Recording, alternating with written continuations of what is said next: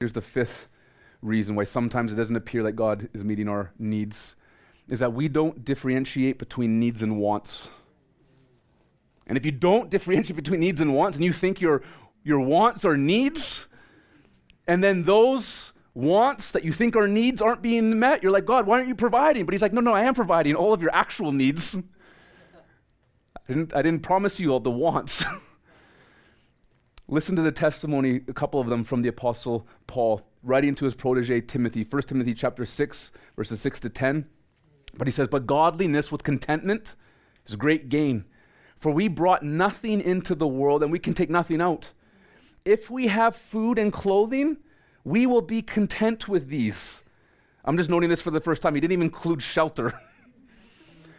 If we have food and clothing, we will be content with these. But those who want to be rich fall into temptation, a trap, and many foolish and harmful desires, which plunge people into ruin and destruction.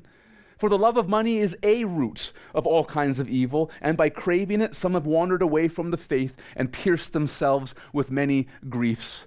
Paul goes on, writing to the Philippians, chapter 4, verse 11 of that letter, and he says of himself, for I've learned to be content in whatever circumstances I find myself. I know how to make do with little, and I know how to make do with a lot.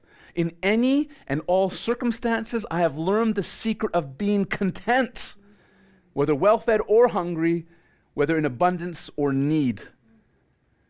The circumstances in Paul's life, and he's a mature believer, but we can attain to this maturity. No matter what our circumstances look around of us, up or down, abundance or lack, we don't change. Because my inner person and my spiritual life is not dictated and connected to my temporary circumstances looking one way or the other. My inner health and wholeness and peace is connected to one thing and one thing only, Christ. And he's in me and he never changes. And he's enough. He's enough.